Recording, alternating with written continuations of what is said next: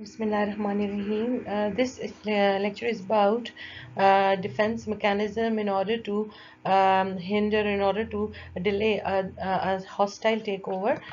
So, a hostile takeover actually or acquisition is a situation when the transaction or purchase or sale transaction actually would took place against the consent of the board of directors of a purchase company.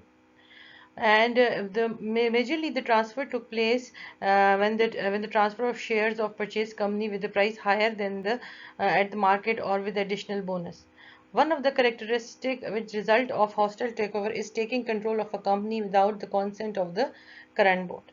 Hostile takeover intensifies, especially when a situation when a situation of a company which can be a target of a hostile takeover is has certain problem like they have a dispersion of shares or dominated by single private shareholders, or poor management which result in inefficiency and dispersion of shares and in undervaluation of share price, which can be result of a bad management, or they have a dispersion of share with low level of debt or high level of liquid asset, or any other situation like, for example, internal situation of the company, in which institutional environment of a company may be also conducive to the threat of hostile takeover. So these are the situation which can lead to the hostile takeover or acquisition of a company. But obviously the current management is not willing to give up with their company, and they don't want to give the control of their company to the taking over company. So they have to take certain measures, they have to take certain mechanism or certain step in order to make that acquisition less attractive or delayed.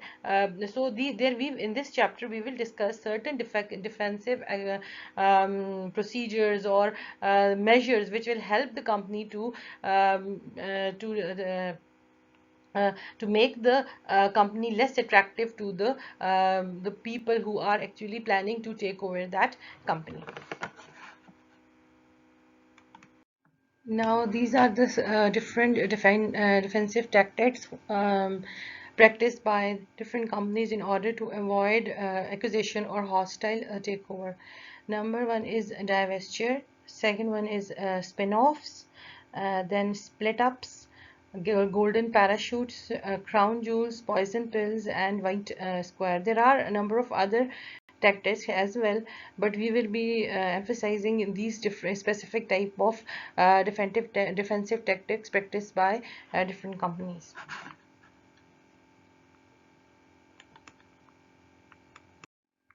First defensive tactic is divestitures. When we talk about divestiture, so divestiture is actually the process of selling the company's asset, any kind of asset or any kind of interest of the firm. So in this arrangement, the company sells the division or the assets to the highest bidder on sale,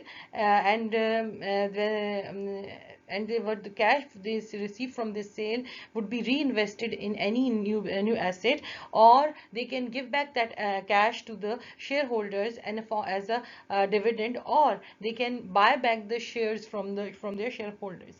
So in this kind of arrangement, the result would be that the company would become less attractive to the acquirer, and it will create value for the shareholders. As if you remember, the one of the objective of acquisition is that when the acquirer thinks that the company is undervalued, and by they'll adopt certain measures, controlling measure or management tactics, and they will increase the value of the firm. So when these kind of arrangement happen, the company become less attractive to acquirers or the companies who want to take over the company, and the acquisition or takeover is avoided. In the spin-off, it actually is an arrangement in which the company, which is actually attractive for being acquisition. So a firm separates out assets or division of and creates new shares with a claim on that portion of the business. And that means that they'll separate a certain business from the parent business and create the, and issue new shares for that business.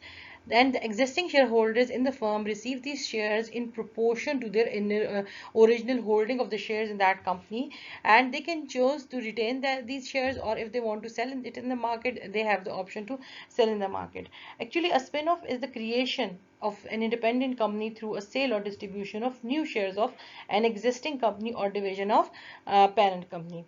Actually, when a corporation spin off a business unit that has its own management structure, it's set up as an independent company under renamed business entity, and that will help to make the company less attractive to acquirer, and they can hide out from the acquisition or takeover. There is a difference between spin-off and divestiture, as in case of spin-off no cash is generated, but in case of divestiture obviously the division or entities or something independent or something, some rights are being sold, so therefore cash is being generated. And second, the division being spun off become an independent entity.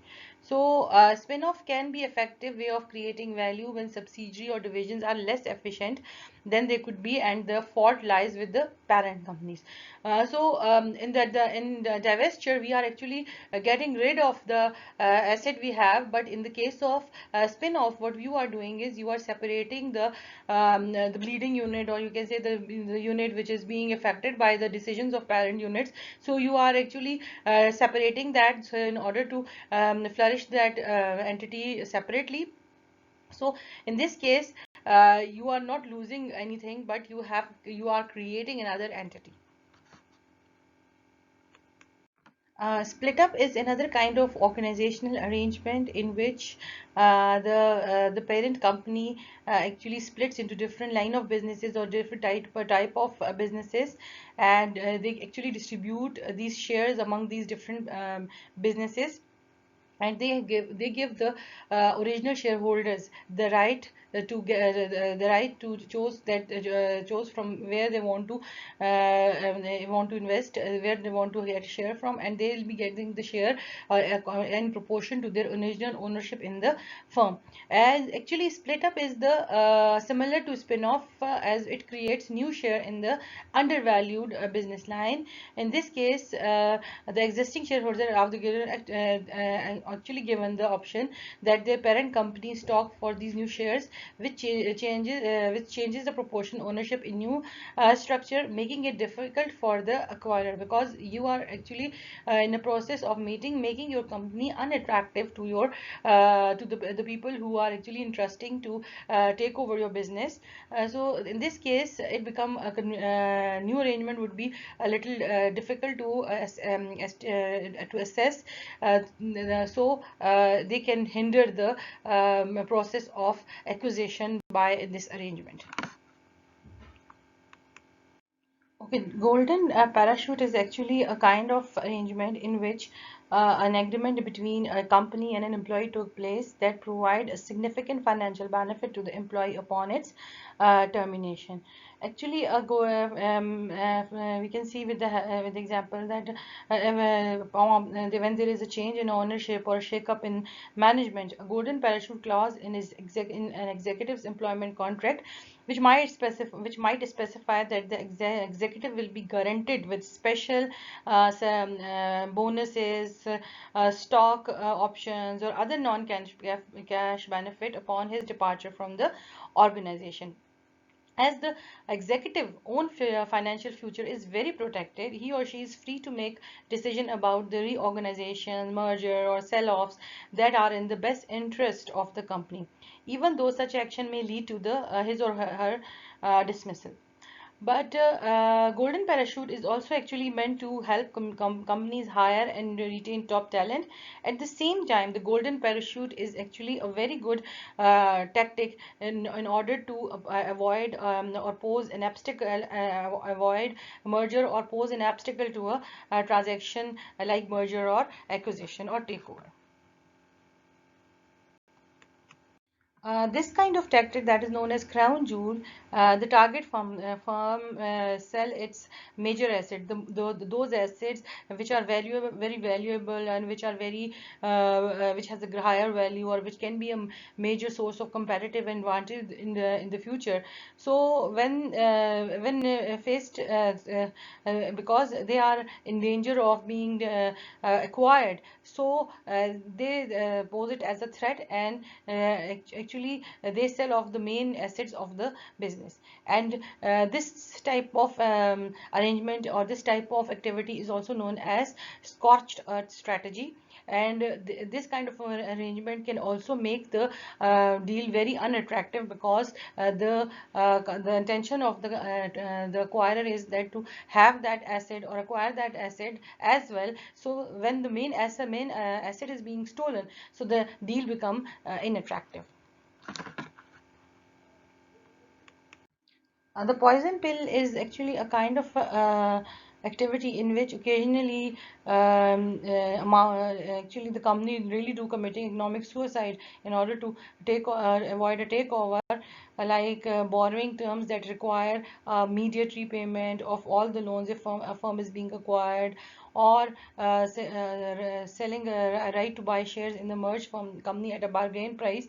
The right is guaranteed to the target firm shareholders contingent on another firm's acquiring control. So if you link up to that, so the right dilutes the shares so much that the bidding firm loses money on its shares. Thus, the wealth is transferred from the bidding firm to the target firm. A white square is actually an arrangement in which an investor or friendly company or an individual that buys the stake in the target company because they want to prevent the company from hostile takeover.